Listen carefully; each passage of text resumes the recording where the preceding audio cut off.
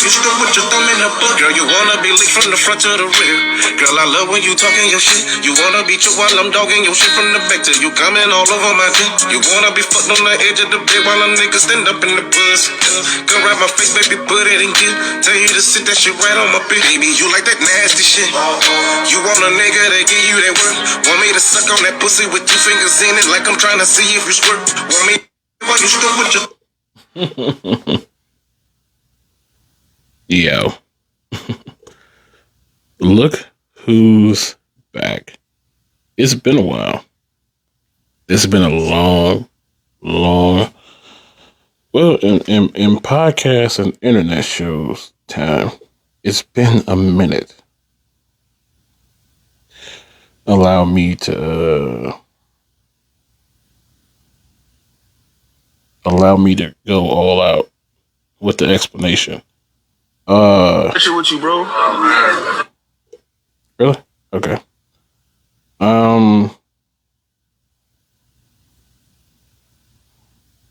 So, the reason there hasn't been any podcast of any variety is because of me. I went out and got a new job. And that new job is second shift. Dun, dun, dun. The one shift I said I never wanted to work. I went out and got a job in that shift. One, because I was looking for a job, and it's easier to get into a job if you say you want to work second or third shift. Two, I came to a realization that I am no longer a first shift person. I hate, as time has progressed, I have hated getting up in the morning. It's dreadful. So I'm more likely to be on time for work if I work second shift, which is better for me in the long run. But as anybody who works second shift knows, I give up that time of day where everything happens. All of the date nights and like concerts and movies happen all day. So I guess I'll just go see movies earlier. But like all of the, you know what I'm saying, parties and clubs and all that shit, which I can still go to when I get off work, but I don't be feeling like it because I be tired.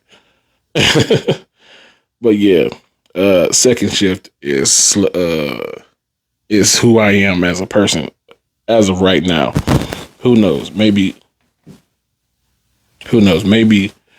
later on in life I will revert back to a first shift person. But as of right now, okay, you know what?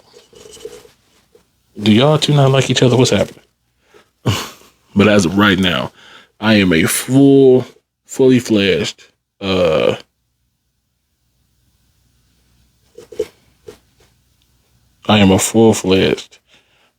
second shift person, which is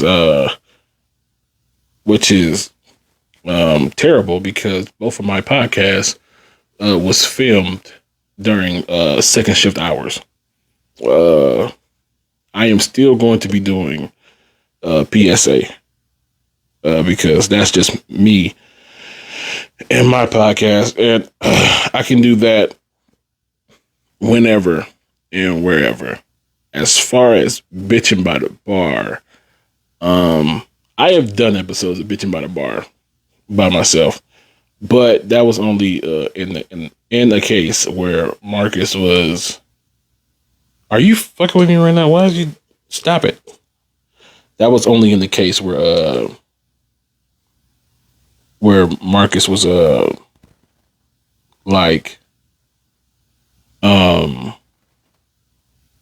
out of town or at a wedding or just some crazy shit like that. But constantly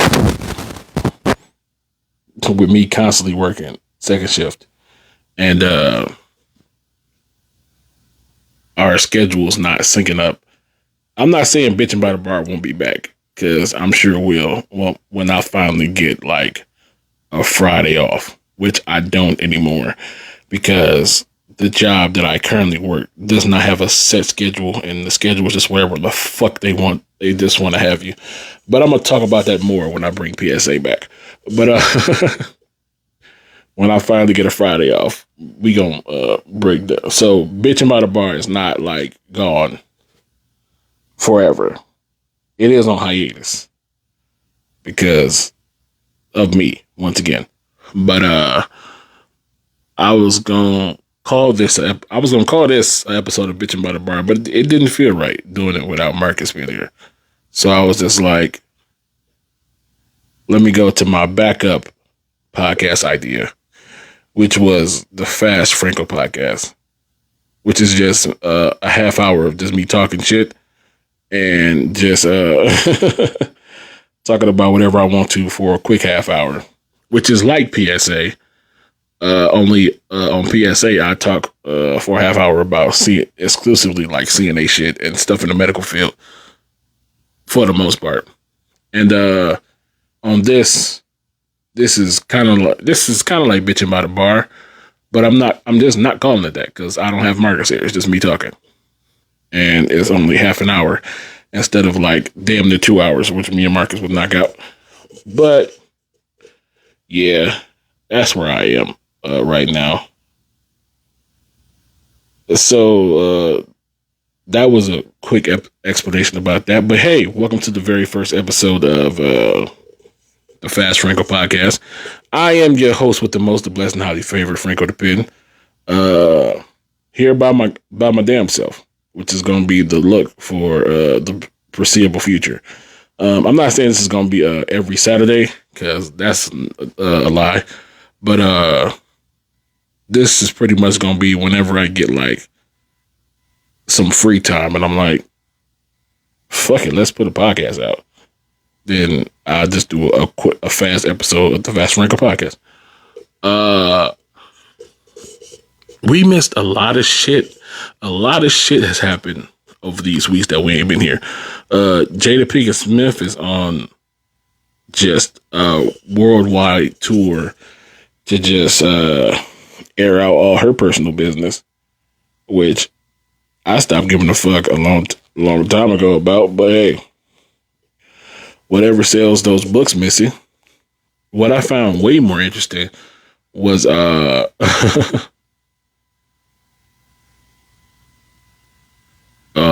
young Arab man who decided to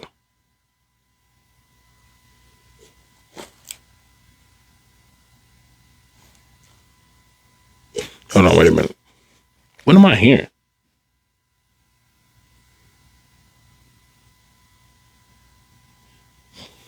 Okay.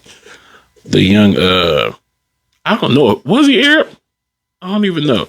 The young Indian Arab looking guy who took the black girl to the Cheesecake Factory. And she just said she's not getting out the car because apparently she looked too good for Cheesecake Factory, to which the internet collectively said, bitch, no, you don't. You look like you are exactly where you need to be. Get your ass out of his car and go get you some of that Cheesecake Factory. The fuck is you doing? First of all, I don't like anybody who tried to shit on Cheesecake Factory because the few times I've been, that shit has been delicious. But I'm easy to satisfy, so whatever. But Cheesecake Factory, Cheesecake Factory, they got good food. They got like 95 different types of cheesecake. What's wrong with the Cheesecake Factory? Why she treat the Cheesecake Factory like it's like Ponderosa or some shit? You know what's so fucked up? I said that, and then I got to thinking, like, is Ponderosa even like still a thing? Do people? Hold on, let me. God dang it! I'm trying not to like Google stuff. Uh, do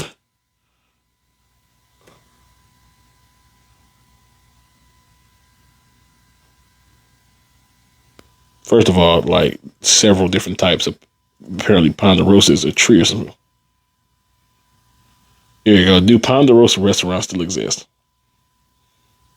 in in 1989, there were almost 700 Ponderosa locations. In 2003, there were fewer than 400. By October 2022, only 17 Ponderosa locations remain open. And by November, only 3 Bonanza locations. What the fuck is Bonanza? Is that Ponderosa little brother? Okay, so so Ponderosa didn't fell off. It's only like 17 Ponderosas left. So they do still exist, but only in like I guess backwater towns or some shit. Who the fuck knows? But like that shit was just so funny. And then like some more information came out. Like dude had apparently dude had he wasn't gonna take her to Cheesecake Factory at first. Apparently he was gonna take her to like a 5-star rest, like some fancy shit that she thought that she deserved to go to. But apparently she had took too fucking long getting her doing whatever hair, makeup, who the fuck knows? Because when we saw her in the video, she looked very regular. So I don't know what the fuck took her an hour or so to get ready, but they was an hour behind on the reservation, and so they couldn't go to fucking the restaurant. So he took her to Cheesecake Factory, which is pretty, in my opinion, where he should have took her in the first fucking place. But whatever. And so we missed our reservation because your ass is taking forever to look basic or whatever the fuck. And then you get mad because my backup plan, which is better than a lot of restaurants I could have took you to, because really you look like you look like an Applebee's 2 for $20 and $1 margarita type chick. But I took you to Cheesecake Factory because this is my backup trying to impress you. Plus, I don't know you. I'm trying to get to know you. The fuck? And and now you take out your phone to record inside my car. You not, first of all, hold on, it's about to get loud. Hold on, it's about to get loud. All right. I feel like it's hella reckless for you to even say that, like, I'm not about to get out the car. First of all, that's not your car. That's a I think it's dangerous for any female to say that. Like, I'm not getting out the car, ma'am. Now you would have felt some type of, if she would have been like, I'm not getting out the car. I don't hear. And he was like, you're right. You're not getting out the car. And then the door is locked and the seatbelt locked, and you just a hostage now. The fuck, you should never be that comfortable with somebody, especially on a first date. The fuck are you doing?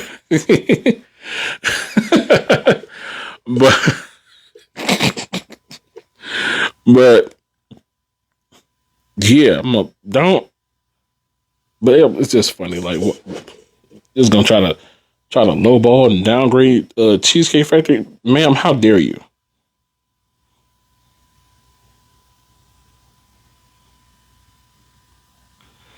But it was, where is it at? Hold on. I took myself care. Shut up. It's gonna get a little loud here. Hold on. Not the worst thing. It was a clip where they both They both went on the podcast. Here we go. Me at the This is the woman from the Cheesecake Factory, and this is the woman from the Cheesecake Factory, and the dude who took her on a date, and she decided not to get out the car. So apparently they went on a podcast or a show together to explain like what happened. So hold on. Cheesecake Factory, you're not this cool. It seems that you pulling out that camera really got to him. Do you mind telling me what you probably took by that? You're just on a date and all of a sudden now she's recording you? A lot of times, if I'm the one asking a girl out, that's me already offering to pay for the meal, right? That's me already being okay with that, right? But her recording me did feel like that's where I felt like she was trying to take advantage. She was trying to like, and maybe you had a different view on it, but it felt like at the time that you were just trying to get food, like a free meal from a fancy restaurant, and then you get content from me too to post on YouTube, Facebook. And you get your reputation ran through the mud. So it's all be done at your expense, right? I felt like you didn't see my value. And, in that moment, I felt like I needed the support of my viewers in that moment. And not only that, like he said, I discuss relationships and things like that. So I thought that was a good opportunity for me to kind of have that conversation and see, like, what does everybody else think? I wasn't really taking your feelings into consideration. I wasn't trying to be necessarily malicious or anything. In general, my values kind of reflect wanting to build something that lasts. Yes, sir. And I want to make sure that anyone that I meet is willing to build a really strong foundation based on our mutual values. And I think it in general, a lot of the people that I meet, either they don't have time to set towards building something like that, or they just don't want to because, they're younger, they want to experience, casual dating or whatever it is. And it's just not something that I'm looking for right now. I think once we had the conversation, I could see my role in the conflict. Okay. Okay. Just back up a little bit. To be fair, I mean, I was always raised that the man is supposed to cater to you. I mean, you're courting me, so court me. That means wherever I want to go, you take me. Absolutely. Whatever I want, you buy me. That's courting. I'm looking for a provider. So, but after the conversation, I could see how there was a lot of I in that exchange. I was definitely very self-centered, and I can appreciate if I do want someone to provide for me, I at least gotta be a little bit nice. Absolutely. Okay. I'm a beautiful woman, so I'm expecting to be treated like royalty. I mean, come on. But in the video, you basically told him that, you're not going in there, your value. It would be embarrassing for you to go inside a Cheesecake Factory. A lot of people like Cheesecake Factory. Now, so when I see that video, I'm thinking, okay, she must have some friends who probably would disagree with her going inside a Cheesecake Factory. Your peer group. So peer pressure probably keeps you from... I would never live that... Oh, my God. I would have never lived that down. I mean... If they ate the Cheesecake Factory, they wouldn't let you live that down. No, I have an image to protect. Wow. Does not do that. That was, that was my circle, though. That's how, Sure. That's how we roll. Sure. I'll be quite blunt. That's how we roll. Hypergamy is a big thing in my circle. It's what we've been taught. Well, as a black woman, I'm gonna go there. As a black woman. Okay, so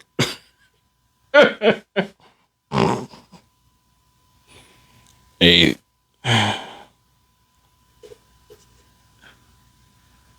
I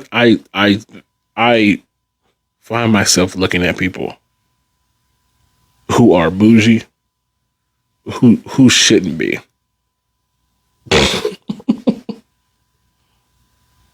This sounds judgmental. I'm more so mad that like who are these people? She said she comes from a group of friends who would look down on her if they saw her go to the Cheesecake Factory. And I'm all like, who are these people? How often and how well do you people eat? To where something that's highly expensive to me in my eyes as the Cheesecake Factory. Cheesecake Factory is not cheap. It's like a bump below Roof Chris in my eyes. Maybe y'all feel some way different, but I'm like, who are these people who just eat so well every day that the Cheesecake Factory would be a scale down for them? And who are you people? One, and what are you eating on a daily basis that is so just high class and delicious that eating at the Cheesecake Factory would be blasphemous for you? I just want a description of your daily meal. I just want to know, like, what do you eat? Do you wake up every morning and have like a Crestwater salad or some shit and spring water mixed with orphan tears or some just something? Your meals have to make sense for the in order for this to make sense, you would have to be one of those people who eat at those restaurants that serve chicken wings covered in gold and do that often. Like, you have to be one of those people. Like, you have to be one of the people who eat a steak that costs like $800, but this steak was like from a cow that was raised in Japan that only drank like sake and like 8 other poor cows, and the cow had a name and was worshipped before it was killed, like shit like that. Like it was massaged, and the meat was like aged and tenderized over like 8 months or something. Just that dumb shit to where they can charge you like $1,500 for this steak because this steak has a backstory. Some shit like that. Like, how well do you motherfuckers eat? Please, I would need break down your menu for me. Like, it's, I don't know. Maybe I'm being too judgmental, and I can see that. But I am poor, and I believe that I am speaking for the poorsman in my lane. Like, you, plus she catered to. She said she apparently she is so high class and so valued that she deserves to be catered to. Just off the rip. Mind you, this is the first date. The very first date. I don't know you. I don't even know if I like you as a person. And we're off to a very bad start for me liking you as a person. But you want me to treat you like royalty from the very beginning? Ma'am, you gonna be making videos from the passenger side of first dates for a long time, if something about your attitude towards life in general does not change. Or you can stand on that hill forever in life and then die alone with surrounded by cats and always being a bridesmaid, never a bride. Because you talked about your circle, but I feel like your circle, most women hit that wall where eventually they just like something got to give. Either I'm gonna be alone with a drawer full of way too many vibrators and roses, and like starving for young dick or some random shit, or I'm going to not lower your standards, but get more realistic standards. Sorry to be the one to break it to you, but your dad lied to you. You're not a princess. You're not royalty. You probably come from royalty. That's more of a black thing, but you're not royalty. You don't get to grow up and be whatever you want. If anything, Meghan Markle should have drilled that into the head of every black little girl in the world. Meghan Markle grew up and did what so many little girls dreamed they could do. She became an actual real life princess, and the entire monarchy turned on her. just because she was black. That entire situation should have killed. Unless you grow up and marry I don't even know if there are black princes. There probably are somewhere. It's a King of Zamunda or some shit out there. But unless you grow up and marry a black king, and I'm not talking, my man is a king, yeah, whatever. I'm talking about an actual king of royal lineage. Please get out of the mind frame that you are a princess and should be treated as such. You won't be. You're just gonna be talked about on the internet like this woman from the passenger side of this dude's car, which from the inside looked like a very nice car, or at least decent. But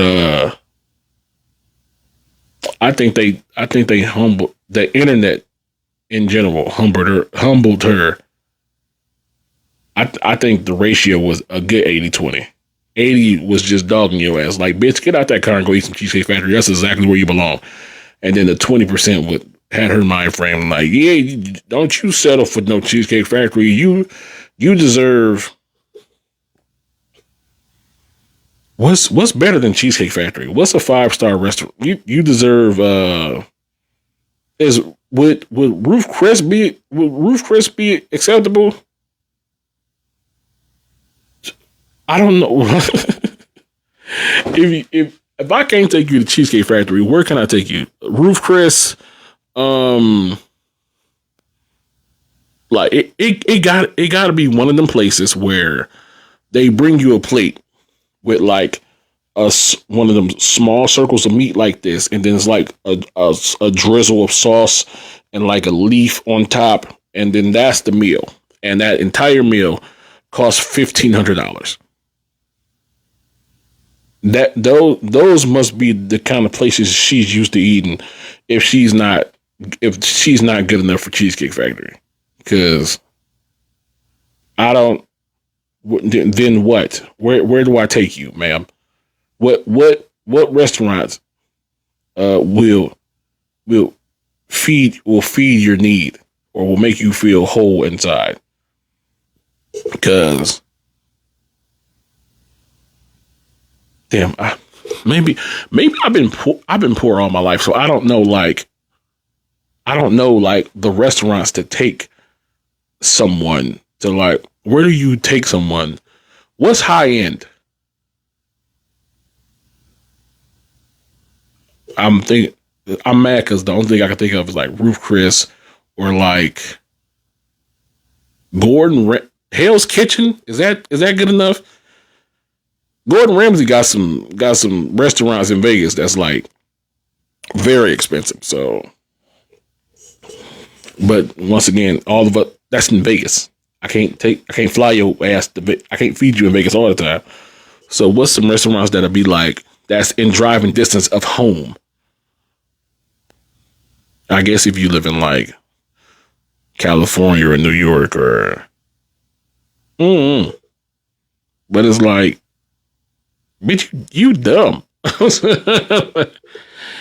That's gonna be my end of statement. Like you dumb. You just dumb. I wish I had like, I give myself a cheer for that. You dumb. You just dumb, man. Cheesecake Factory is delicious. I heard they bread is top notch. I still put Red Lobster in this place called Blackstone. Is it Blackstone? Stony Rock. I think it's Stony Rock, but they got like this bread that tastes like a donut. So fucking delicious. You know what? Stony Rock, number 1. Red Lobster, number 2. Texas Roadhouse, number 3.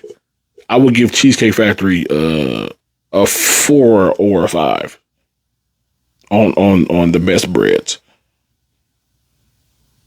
Yeah, I'm cool with that. That's dope. All right, yeah. So I just wanted to get that out the way. But I had other stuff to talk about. But like I said, this is a fast podcast. So I'm gonna go ahead and break on up out of here. But I want to thank y'all for sitting here and watching me rant on the very first episode of the Fast Franko podcast. I think this is the first episode. I think I did like an episode of this like a long time ago, but I don't know where that's at or where I posted it or whatever the fuck. So we just gonna call this episode number 1 officially. Don't know when the next episode is gonna be. Don't know when I'm going to be recording another podcast because, like I said, my work schedule is all over the fucking place, and I don't want to wake up in the morning and come straight down here with the morning face and just start recording the podcast, even though I probably should, but whatever. So when I figure out my life, I will see you guys again. And yeah, I don't have an intro or outro for this show, so I'm just gonna cut this shit off right here. So peace and thank you. I should have like some. Let me see if I can find some type of outro music. What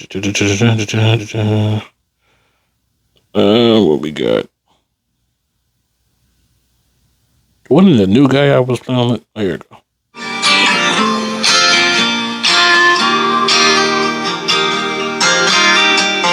I know he hurt you bad, but you won't come clean. They say time heals all, but the pain runs way too deep.